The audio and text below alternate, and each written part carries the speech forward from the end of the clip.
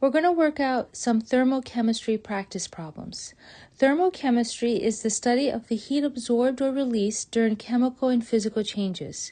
The formula for heat is Q equals C times M times delta T, where Q is heat in joules, C is the specific heat, joules over grams times Celsius, M is mass in grams, and delta T is the change in temperature, final temperature minus initial temperature in Celsius. Let's do an example. A 15.75 grams of iron absorbs 1,086.75 joules of heat energy, and its temperature changes from 25 degrees Celsius to 175 degrees Celsius. Calculate the specific heat capacity of iron. You always want to start off with your given. 15.75 grams is our mass and absorbs 1,086.75 joules. That's our heat, our Q, and because it absorbs, that's a positive number. If it would have said produced, then that would have been a negative number.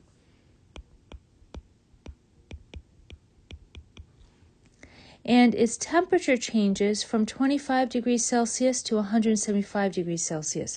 So our change in temperature is our final minus our initial. Our final temperature is 175 degrees Celsius, and our initial is 25 degrees Celsius.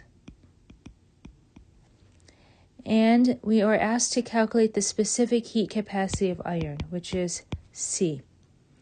The formula that relates heat with mass and temperature and specific heat is Q equals C times M times delta T. In order for us to use this formula, we have to make sure all of our units are correct. Mass has to be in grams, our heat is in joules, and our temperature is in Celsius. So that we have everything in our correct units, we can go ahead and plug into the formula.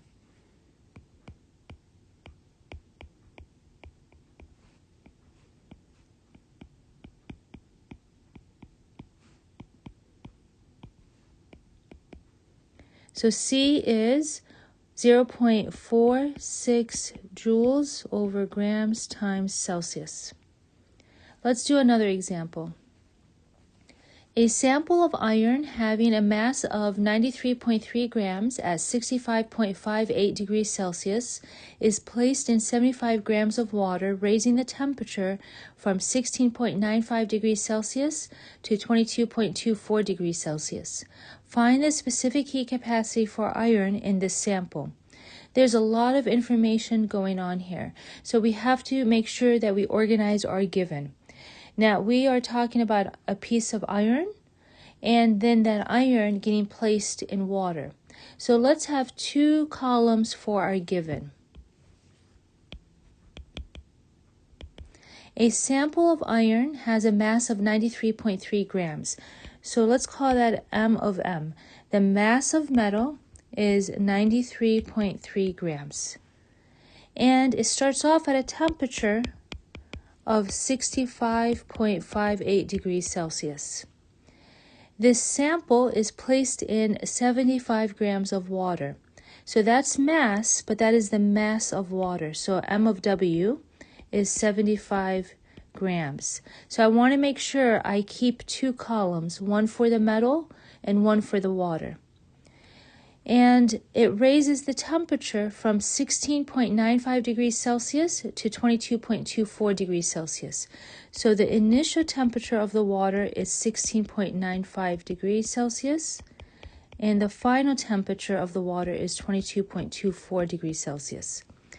Now, the sample of iron has its own initial temperature, but once you place it in the water, eventually it's going to have the same temperature as the water. So the mass of the metal is 93.3. The initial temperature of the metal is 65.58 degrees Celsius. I can go ahead and also write the final temperature of the metal, 22.24 degrees Celsius. I can solve for the delta T, which is final temperature minus initial temperature, and this equals to negative 43.34 degrees Celsius. And I can do the same for the water. Final minus initial temperature is 5.29 degrees Celsius. It's asking us to find the specific heat capacity for iron, so C equals question mark.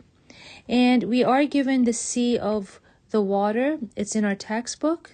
C equals 4.184 joules over grams times Celsius. So let's examine our given table. We have some information for the metal, not enough to solve for C, and we have all of the information we need for water to help us solve for Q. Since that's all we have, let's go ahead and solve for Q. Even though that's not the question just yet, but we need to do this step. So Q of water is C times M times delta T.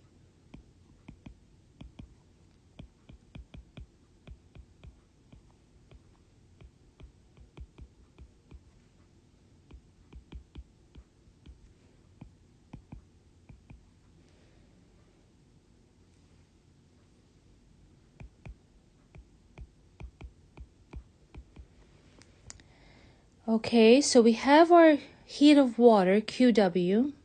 We're still asked about the C of the iron, and the iron is being placed in the water. So the heat of the metal should eventually equal to the heat of the water. And we can show that relationship by saying that the Q of the metal is equal to the negative Q of the W. Meaning that they share the same energy, so the energy of the metal is going to equal to the energy of the water, but going in the opposite direction. So one will give off temperature or energy, and one will accept that temperature. And we use that negative sign just to show the change in direction. This helps us a lot. Now we can go ahead and plug into the formula. Remember that the Q of the metal is equal to C times M times delta T. The Q of the metal is just the negative heat of the water.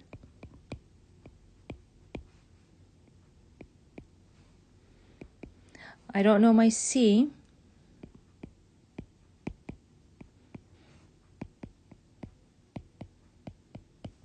I can go ahead and solve for C now.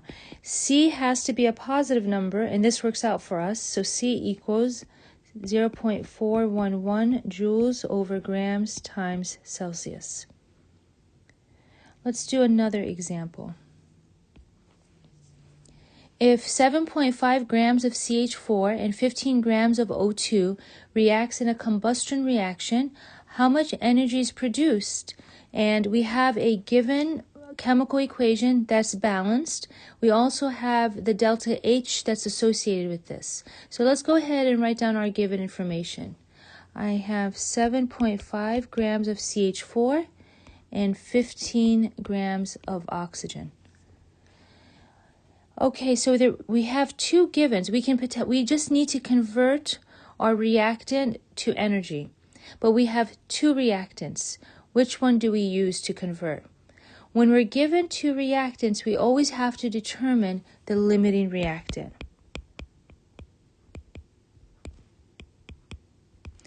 The limiting reactant will produce the smallest amount of product. So I'm going to convert each reactant to the same product to compare. And you can pick any reactant you want, and I'm going to go ahead and pick CO2. So I'm going to go ahead and convert 7.5 CH4. If grams is in the numerator, then grams has to go in the denominator.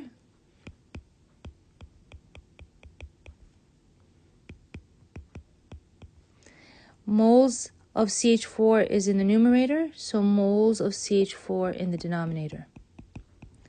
I'm going to look at my balanced chemical equation.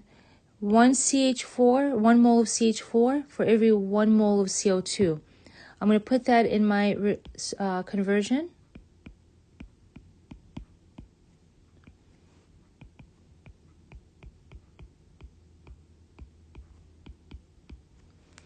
I'm going to do the same thing with oxygen. I'm going to convert oxygen, grams of oxygen, to moles of CO2 so I can compare.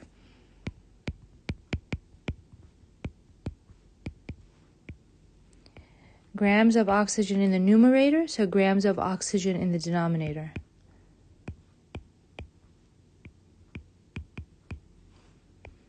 Now I have moles of oxygen in the numerator, so I have to have moles of oxygen in the denominator. Take a look at the balanced equation. For every 2 moles of oxygen, I have 1 mole of CO2. I'm going to put that relationship into my conversion.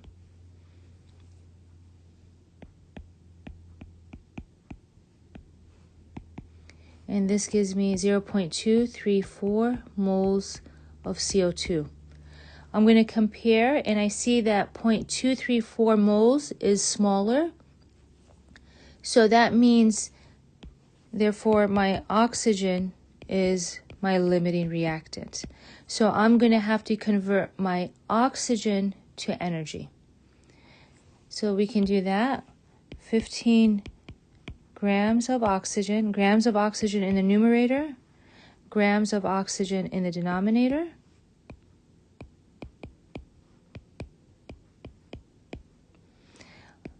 Moles of oxygen in the denominator.